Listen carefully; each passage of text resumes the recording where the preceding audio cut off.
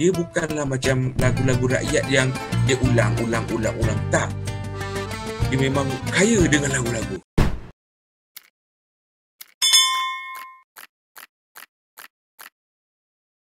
Hai guys, Assalamualaikum. Hari ini saya nak buat vlog mengenai seni warisan tradisional iaitu ghazal.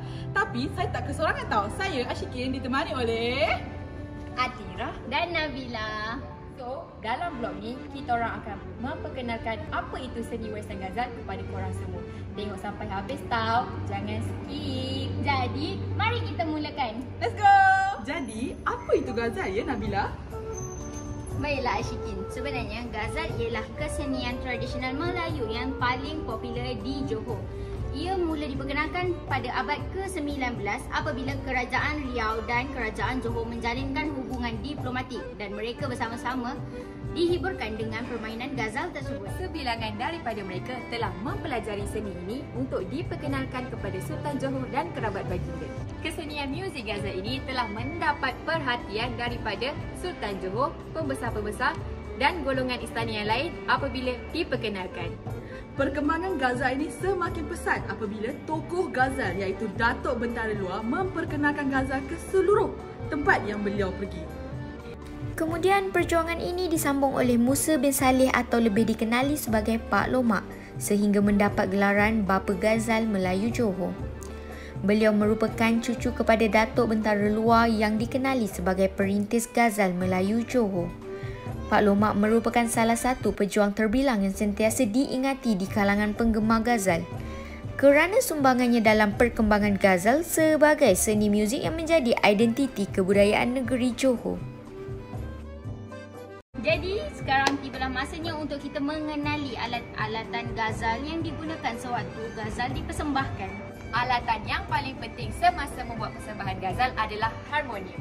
Harmonium berasal dari India dan cara bermainnya seolah-olah seperti bermain piano. Tabla juga merupakan alat muzik yang berasal dari India. Tabla yang kecil dinamakan sebagai deng dan tabla yang besar dinamakan sebagai baf. Gambus merupakan alatan yang berasal daripada Timur Tengah dan ianya merupakan alatan permainan yang bertali yang digunakan di dalam ghazal. Tamborin yang merupakan alat muzik perkusi yang menggantikan keroncong diperlukan sebagai alat rentak dan tempo. Marakas juga merupakan alat muzik perkusi yang diperlukan untuk rentak dan tempo. Akhir sekali ialah violin atau dikenali sebagai biola oleh masyarakat Melayu. Ianya dimainkan dengan menggesekkan alatan violin tersebut kepada permukaan talinya. Mari kita saksikan sedikit persembahan daripada Ghazal Johor Malaysia yang meraih 1.8 juta penonton di YouTube. Tetak dahan si kayu bulan dibawa orang dari sempadan. Pulaulah Bintan, pulau penyengat, bagaikan bunga kembang setaman.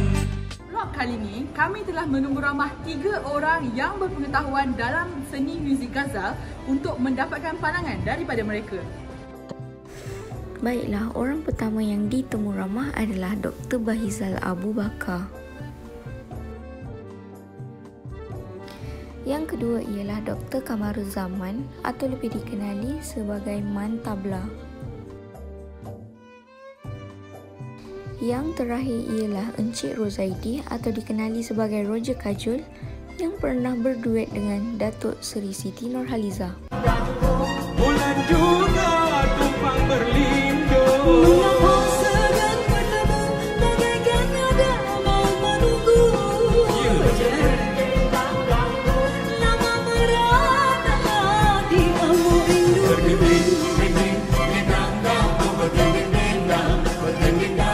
Tradisional ini sering dimainkan di majlis-majlis perkahwinan, acara keramaian yang dihadiri oleh Sultan Johor atau kerabat diraja Johor dan juga majlis rasmi terutamanya yang melibatkan delegasi-delegasi dari luar negara.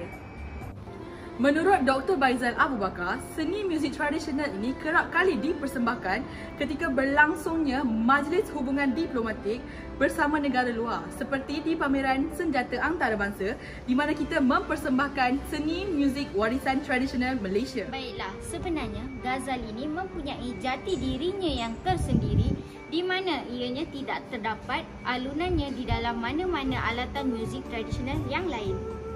Ha, betul tu Nabila. Ghazal ini amat kaya dengan lagu-lagunya yang tersendiri. Contohnya, ghazal mempunyai banyak lagu yang bertajuk bukit seperti Bukit Cantik, Jajahanlah meresing, jajahan meresing, sampailah sekarang. Bukit Kesenangan, Angin bertiup pagi dan petang, Bukit Kesenangan.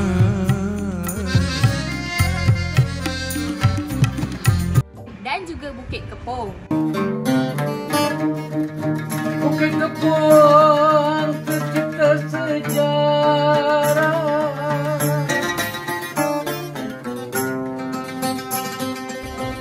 Ghazal juga dapat dimainkan dalam semua genre lagu dengan lengkap tanpa cacat cela kerana kepelbagaian instrumennya yang saling melengkapi kod-kod muzik yang lain. Harmonium menggantikan keyboard, gitar untuk chord, violin untuk solo, penyanyi dan gambus untuk membantu melodi. Seni muzik ghazal ini juga tidak terlepas daripada menghadapi cabaran-cabaran untuk terus bertahan di dalam arena seni muzik di Malaysia. Seni muzik ghazal ini semakin kekurangan tokoh yang hilang dimakan usia dan ahlinya juga yang semakin berkurangan. Ia juga sukar untuk mencari tenaga pengajar untuk menurunkan ilmu ghazal mereka kepada generasi yang akan datang. Apapun cabaran yang dihadapi, pasti ada jalan penyelesaiannya. Dengan berpengalaman selama 15 tahun di dalam dunia ghazal, Encik Rozaidi menegaskan bahawa modul pembelajaran asas permainan muzik ghazal perlu diwujudkan bagi mengekalkan seni muzik ghazal ini daripada bangku sekolah lagi.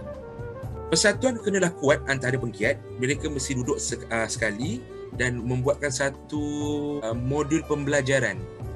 Modul pembelajaran tu daripada beginner ke profesional menjadi silibus modul untuk sekolah-sekolah seni ni ataupun sekolah biasa pun kita perlu buat. Menurut Dr. Kamarul Zaman iaitu pengurusi Ghazal Johor Malaysia, kita haruslah menarik minat anak muda supaya dapat menceburkan diri dalam seni muzik ghazal.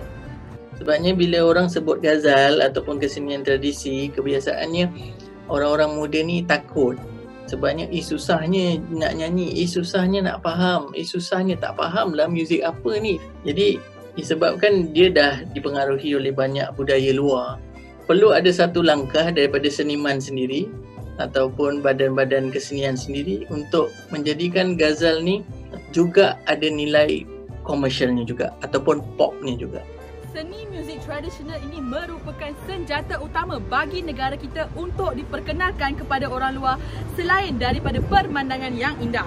Jadi, kita hendaklah menggunakan kesenian tradisional ini sebagai produk utama untuk diperkenalkan kepada negara luar dari sudut pelancongan. Setiap kali Tourism Malaysia membuat promosi ke luar negara, seluruh dunia, mereka hanya membawa muzik tradisional. Jadi kita kena bawa identiti kita. Kita nak bawa ke sana bila kita duduk, oh inilah Malaysia. Orang putih ke, orang hitam ke, tengok, wah cantiknya, bestnya, menariknya. Dia pun tak pernah tengok kesenian ni. Maksudnya, kalau dia nak tengok kesenian tu, dia kena datang ke negara kita. Kan? Sebagai produk pelancongan. Baiklah, sebelum kita akhiri vlog kita pada hari ini, mari kita dengar sedikit kata daripada pensyarah subjek Heritage Tourism kami iaitu Puan Azwin Aksan mengenai pandangannya tentang seni muzik tradisional di Malaysia. Saya rasa tugasan-tugasan seperti yang kita buat dalam Heritage Tourism ni sangat boleh memanfaatkan generasi-generasi muda untuk lebih mengenali warisan-warisan budaya sendiri yang telah banyak dilupakan.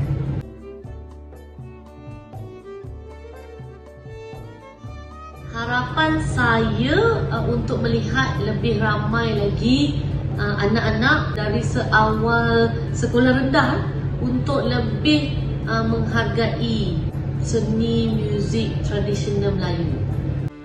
Menarik kan video kami mengenai seni warisan Ghazal ini? Jadi kita patutlah berusaha untuk mengenengahkan lagi seni warisan ini kerana ia merupakan warisan negara kita. Betul tu Ashikin, rupanya terdapat banyak keistimewaan Ghazal ini. Jadi kita sebagai generasi muda harus bersama-sama mengekalkan warisan ini agar tidak hilang ditelan arus zaman. Jadi sampai di sini saja video kami mengenai warisan seni Ghazal. Jangan lupa untuk like, subscribe dan share. Bye!